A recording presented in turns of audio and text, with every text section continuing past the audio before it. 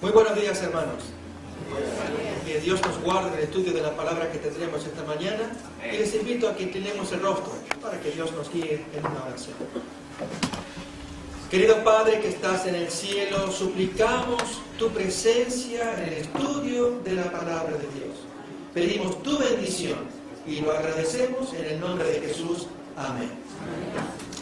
Hermanos, antes de que leamos los textos bíblicos escogidos para que reflexionemos, quería mencionarles acerca de este volante que ustedes están observando.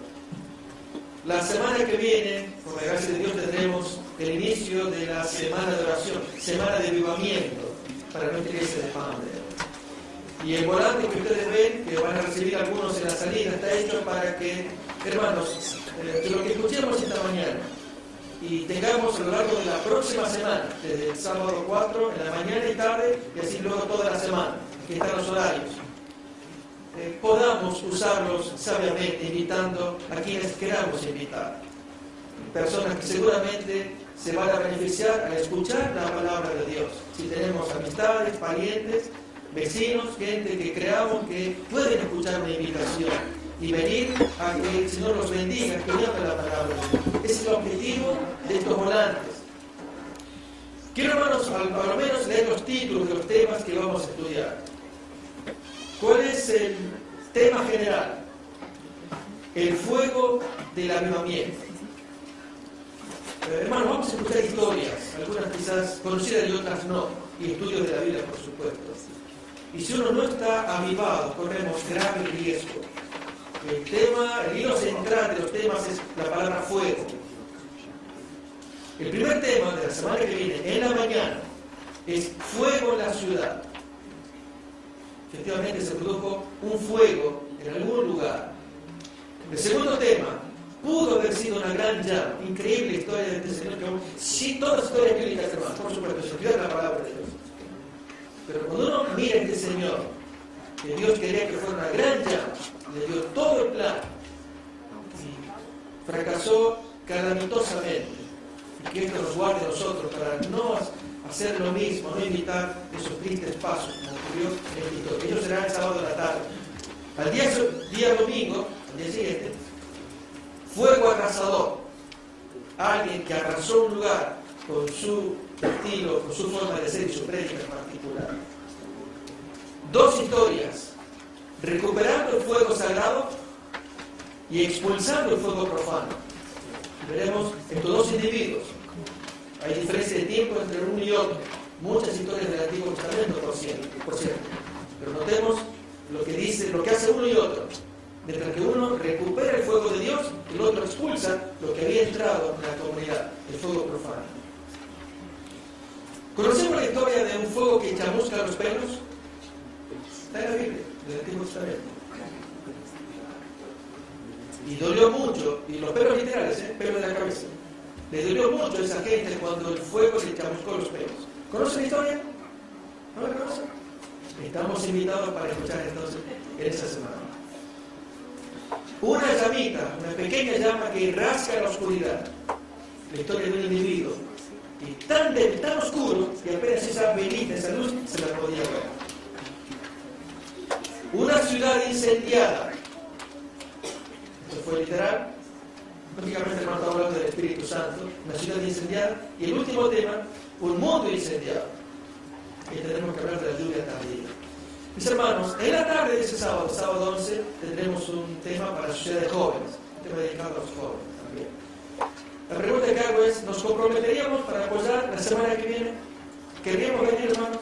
Amén. Entonces, traigamos con el volante que se nos va a entregar a la salida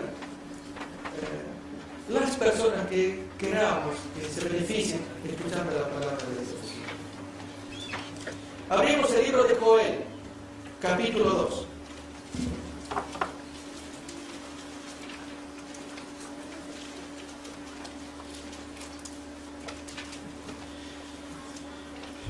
¿Saben, hermanos? Nosotros no conocemos las coordenadas de Dios. Apenas lo que Él se digna revelar. Así lo dice Deuteronomio 29, que de memoria nos acordamos. Las cosas reveladas son para nosotros. Las cosas que son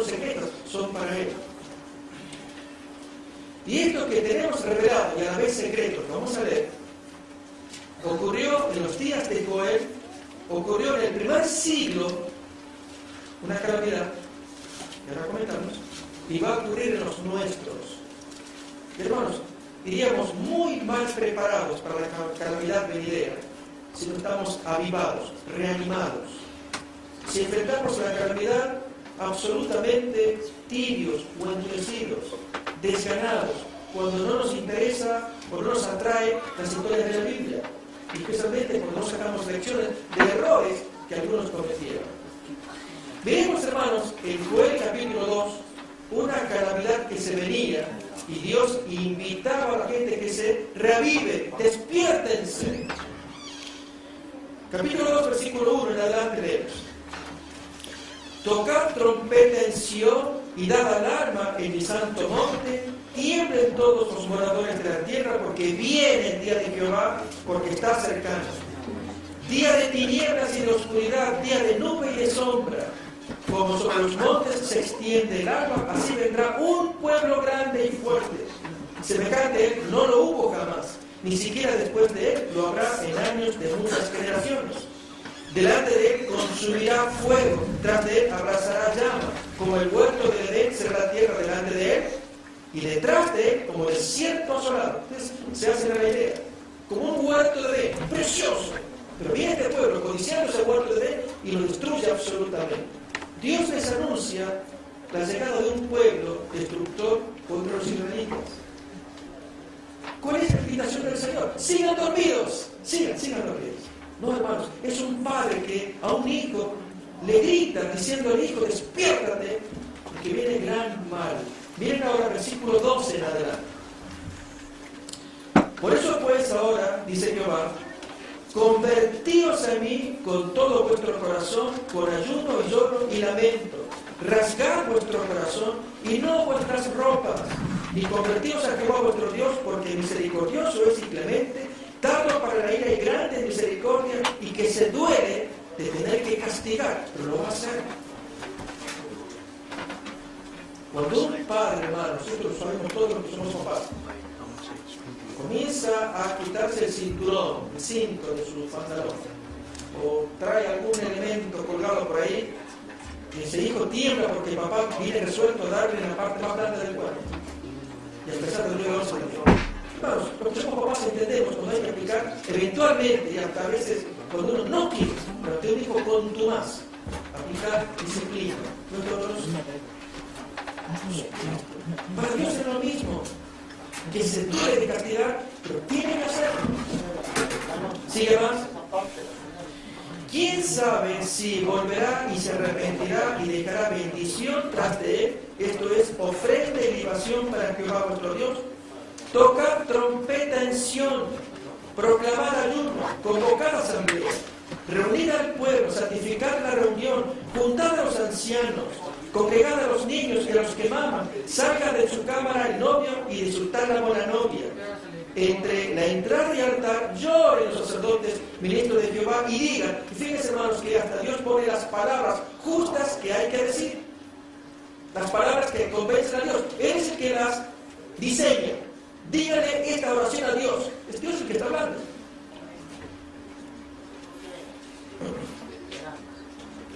Perdona, oh Jehová, a tu pueblo, y no entregues a lo propio tu heredad, para que las naciones se enseñoreen de ella. ¿Por qué has de decir entre los pueblos, ¿dónde está el Dios de ellos?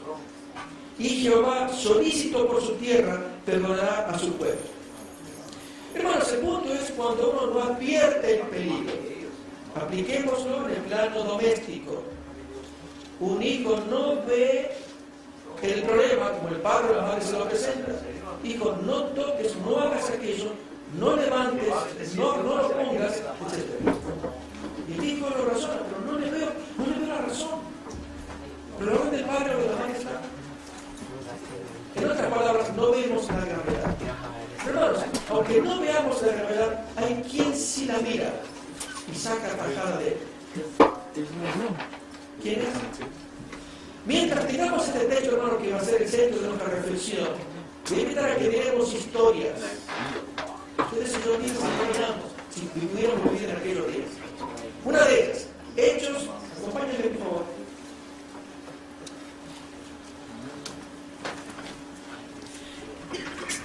Capítulo 18. Para que podamos apreciar el fuego de esta historia, ubiquémonos cronológicamente. Es el año 49. El emperador de Roma era Claudio.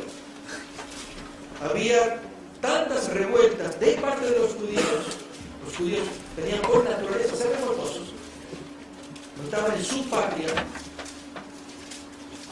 que en el versículo 1 dice lo siguiente: después de estas cosas Pablo salió de Atenas y fue a Corinto, y halló a un judío llamado Aquila, natural del Ponto, recién venido de Italia con Priscila su mujer, por cuanto Claudio, el emperador, había mandado que todos los judíos saliesen de Roma.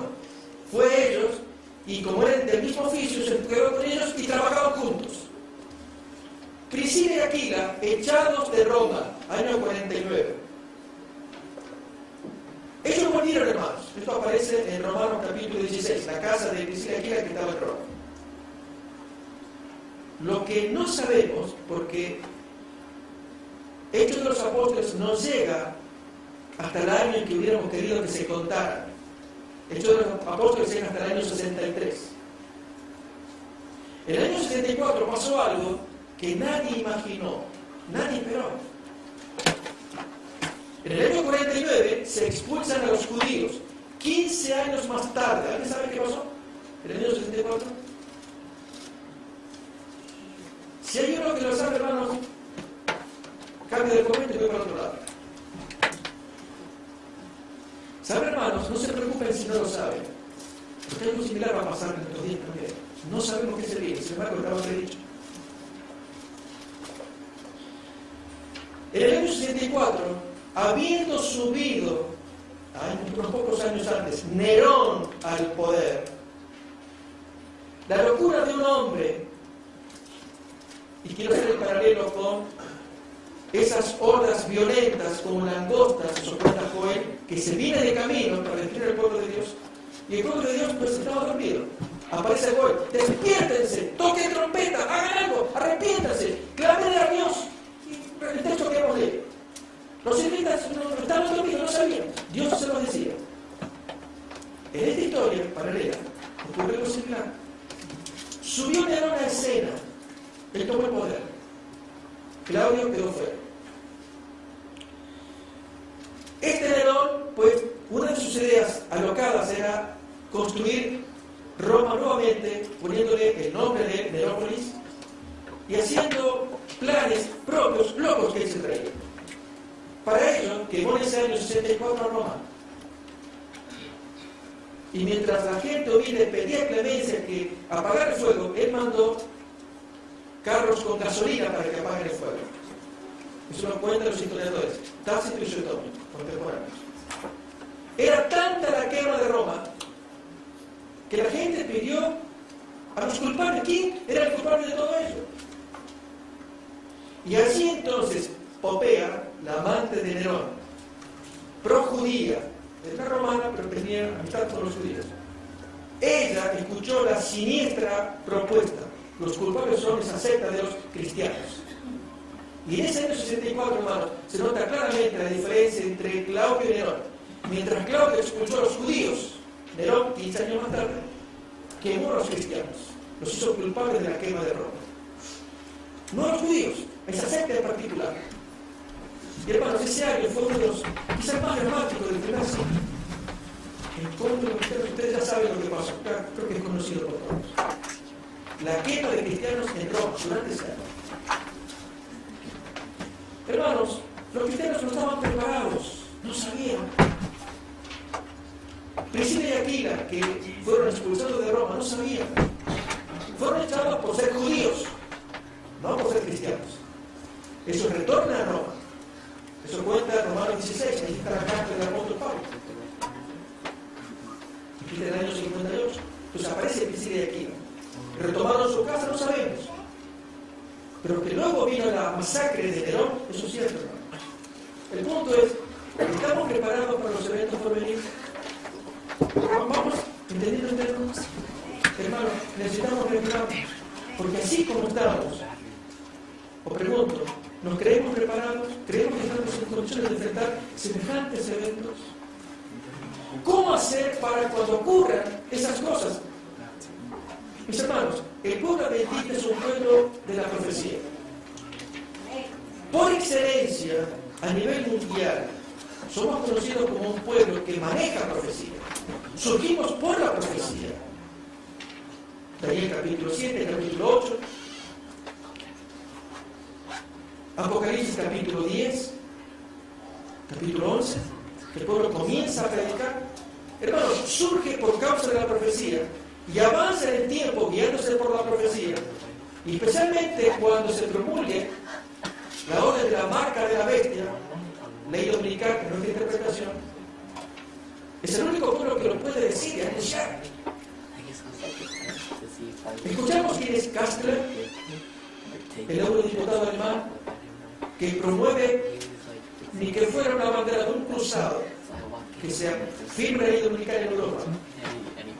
Y ha logrado mucho más en poco tiempo de lo que imaginamos. Al ser pues un pueblo de profecía, hermanos, ¿no les parece que necesitamos reavivarnos? Porque se vienen cosas que no esperamos. Alguien dirá, pastor, ya le agarré la mano. Ustedes me miedo para que nos despertemos. Hermanos, la profecía se encarga de ello.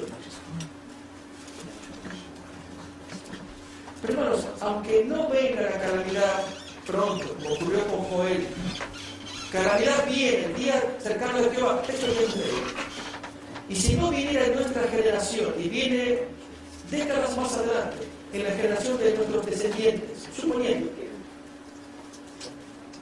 que el estar avivado, siempre tenemos que estar, siempre, hermanos. El punto es cómo lograrlo. Y también lo que quisiera proponer, mis hermanos, es hacer, estudiar textos para ver a personas. Eso lo haremos la semana que viene. Cada día se estudiará un personaje en particular. Y quiere el Señor que esto nos encienda, ver cómo lo hicieron ellos. Pero en el día de hoy, esto de tocar trompeta, junten al novio, junten a la novia, salgan los niños, vengan, y júntense los sacerdotes entre la entrada del altar y el atrio, digan a Jehová, Señor, reitero, aunque no viniera, hermanos, están avivados, es signo de vida para ustedes y para mí, para nuestros hogares, para nuestros hijos, el tener algo en el corazón, como las historias que vamos a ver a continuación. Miremos, hermanos, una de ellas en Daniel, el libro de Daniel.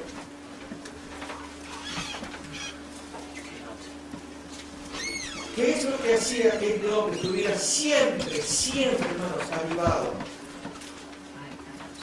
Y una manera de demostrarlo es cuando aparece la calamidad, hacerle frente de la forma valiente, varonil, segura, como lo hizo este hombre Daniel. Ya con una anciano. Leemos, hermanos, el capítulo 6.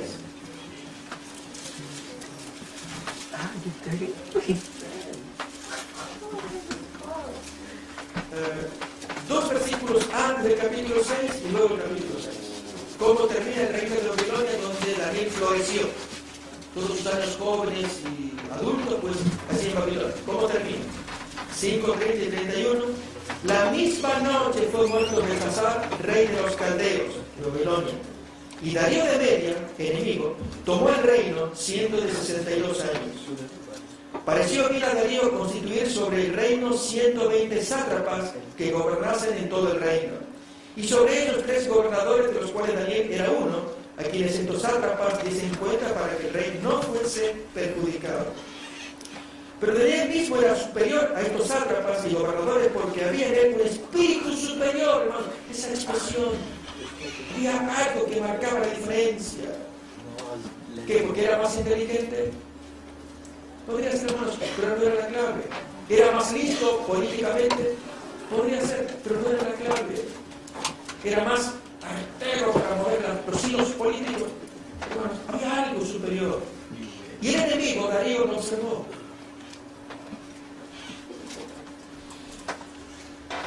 Este joven de 17 años, cuando fue tomado preso en tiempo de Nabucodonosor, llevado al palacio con jóvenes.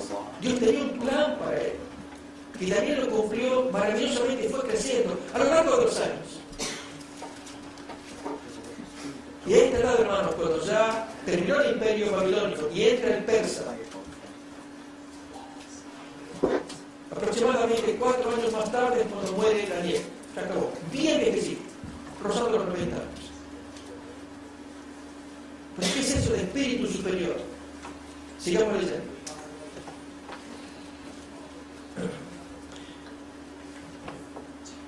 Pero Daniel mismo era superior a estos sátrapas y gobernadores porque había en él un espíritu superior y el rey pensó en ponerlo sobre todo el reino. Entonces los gobernadores y sátrapas buscaban ocasión para acusar a Daniel en lo relacionado al reino, mas no podían hallar ocasión alguna o falta porque él era fiel y ningún vicio ni falta fue hallado en él. Entonces dijeron a aquellos hombres: no hallaremos contra este Daniel ocasión alguna para acusarlo, si no la hallamos contra él en relación con la ley de su Dios. Entonces estos gobernadores y sátrapas se juntaron delante del rey y le dijeron así: Rey Darío, para siempre vive. Todos los gobernadores del reino, magistrados, sátrapas, príncipes y capitanes han acordado por consejo que promulgases un edicto real y lo confirmes, que cualquiera que en el espacio de 30 días demande petición de cualquier dios u hombre fuera de ti, oh rey, sea echado en el foso de los leones. Ahora, oh rey, confirma el edicto y fírmalo para que no pueda ser revocado conforme a la ley de Media y Persia, la cual no puede ser revocada. Firmó pues el rey Darío el edicto y la prohibición. Cuando Daniel supo que el edicto había sido firmado, hermanos, ahí entra en escena este hombre que es una inspiración para nosotros en nuestros días. Primer punto, hermanos, para ir analizando el texto. Daniel era luz en aquellos días de tinieblas. Mi hermano, mi hermana, ¿eres tú luz en tus días? Porque, hermanos, si no somos luces nosotros en los días que tenemos,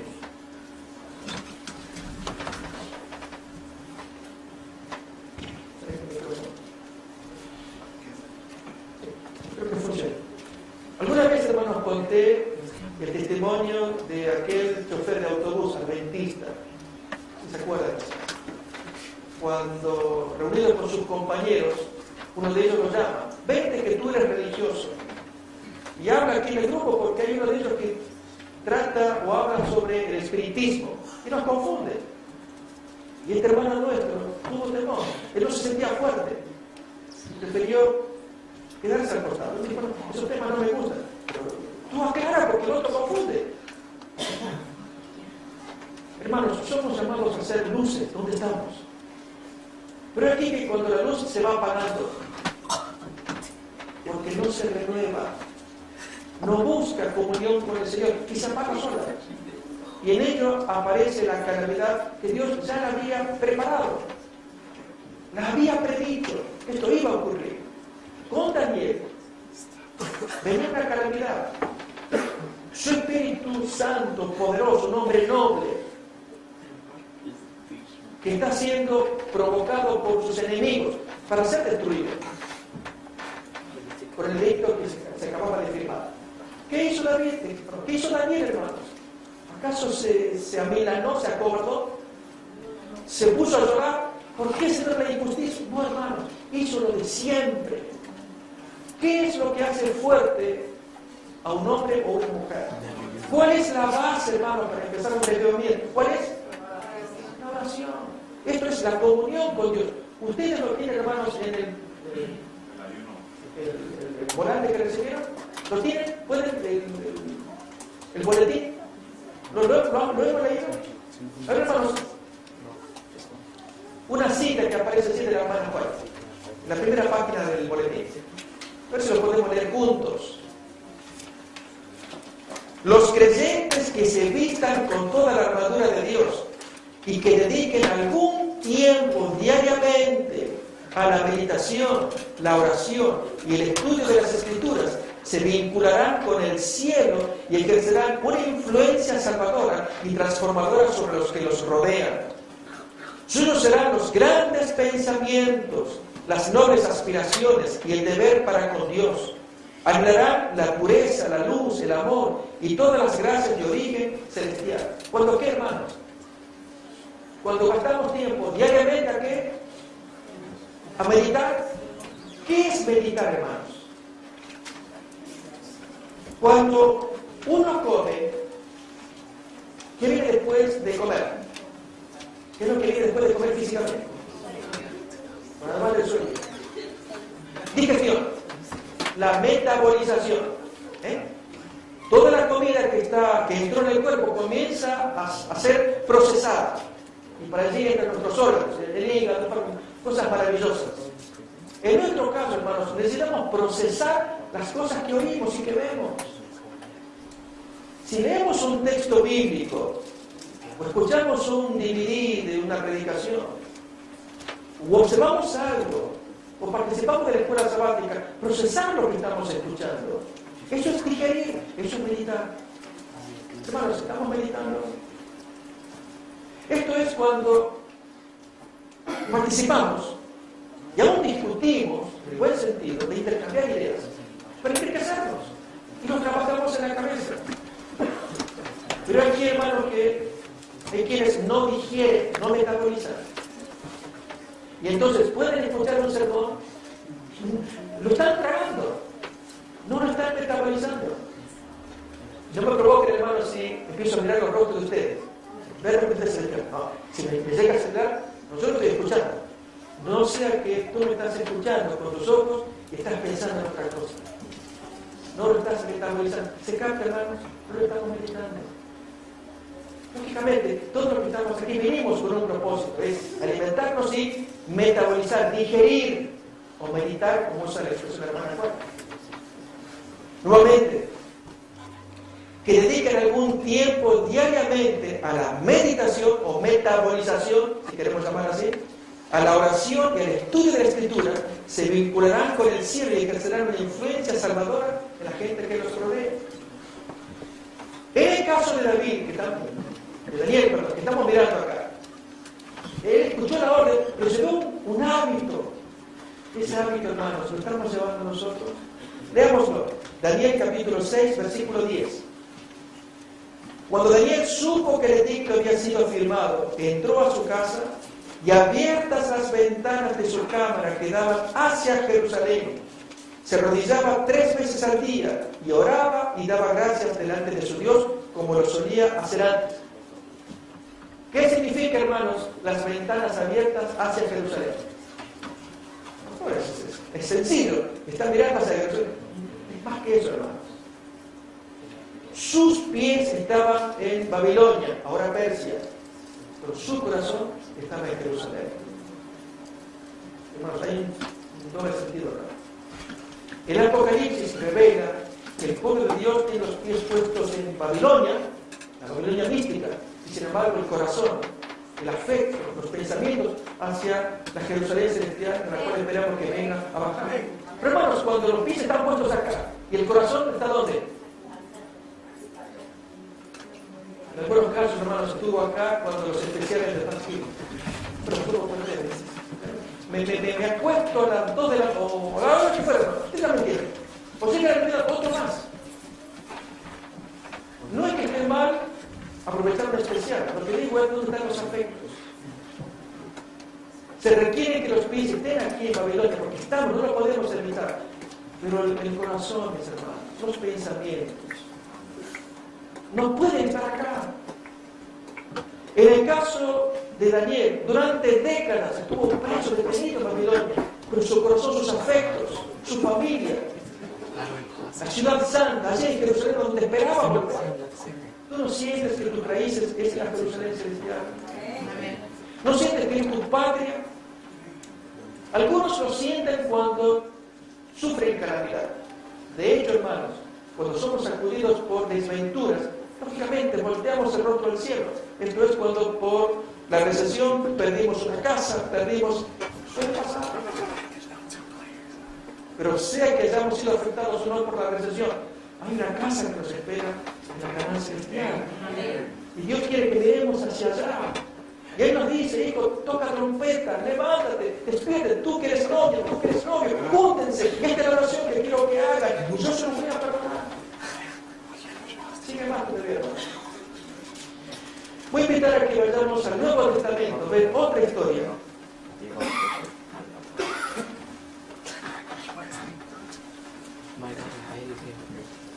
Hechos capítulo 6.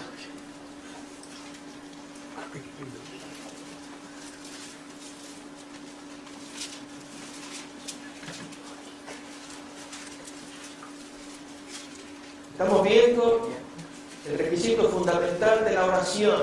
Lo vimos en Daniel. Ahora veremos un requisito, hermanos, tanto más importante que el de la oración. Y es el de comulgar con el Espíritu Santo.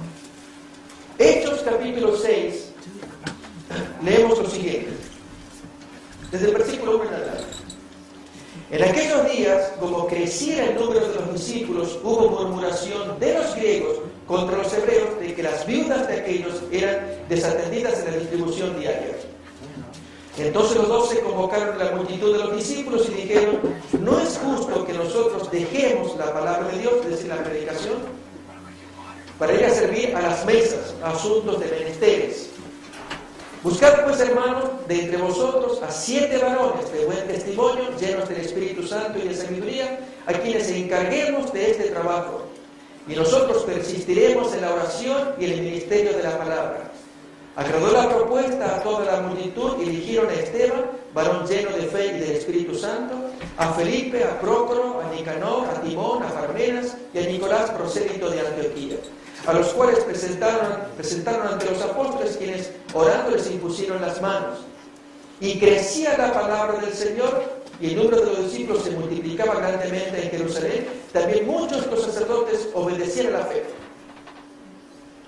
Asuntos que ocurren, hermanos. ¿Por qué motivo creció la iglesia? Porque hubo problemas.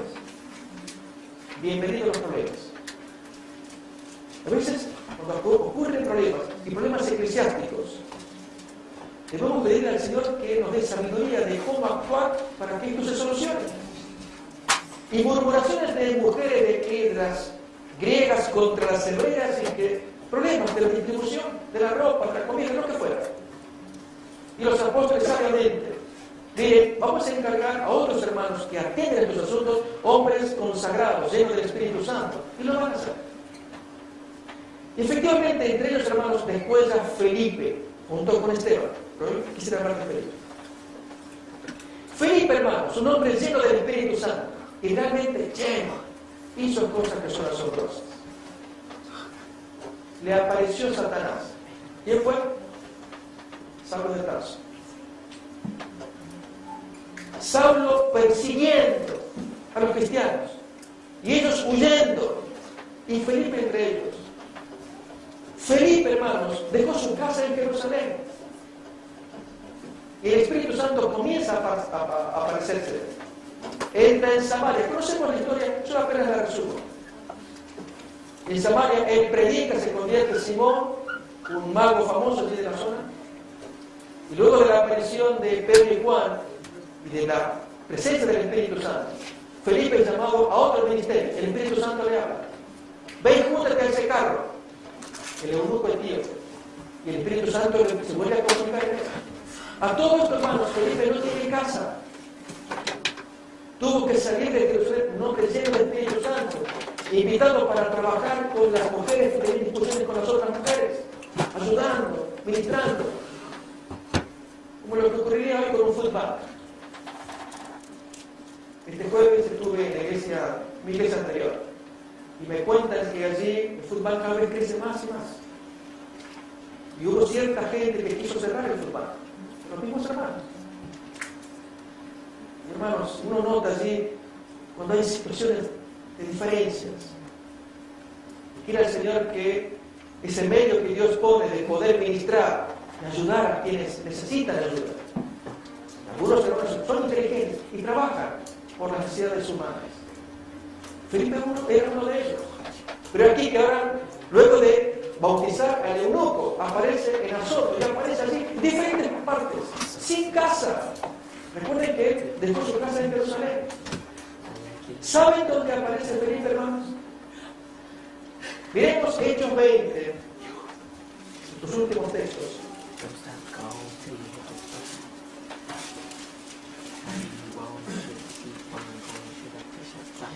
Hechos capítulo 21.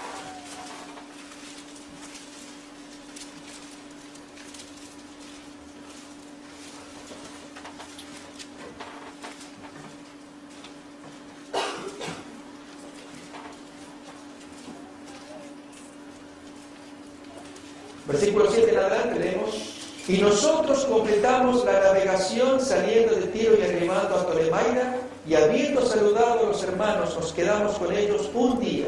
Al otro día, saliendo Pablo y los que con él estábamos, fuimos a Cesarea. Y entrando en casa de Felipe el evangelista, que era uno de los 7, posamos con él. Este tenía 4 hijas doncellas que profetizaban. Y permaneciendo nosotros allí algunos días, descendió de Judea un profeta. Déjenme, hermanos, compartir una lección de Felipe. Oriundo de Jerusalén, 4 hijas adolescentes, su casa, sus propiedades en Jerusalén, lo perdió todo, por causa del evangelio y por causa de Satanás, Saulo el perseguidor. Huyendo, aparece predicando en Samaria. La conversión de Simón, historia que conocemos.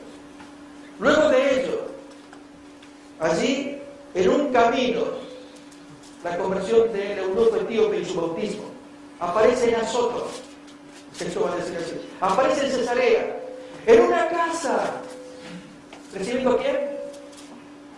Al antiguo perseguidor, aquel que dejó sin casa. ¿Nos damos cuenta, hermano, de la vuelta de la Biblia?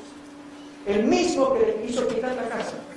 Ahora Felipe, hospedándolo, recibiéndolo.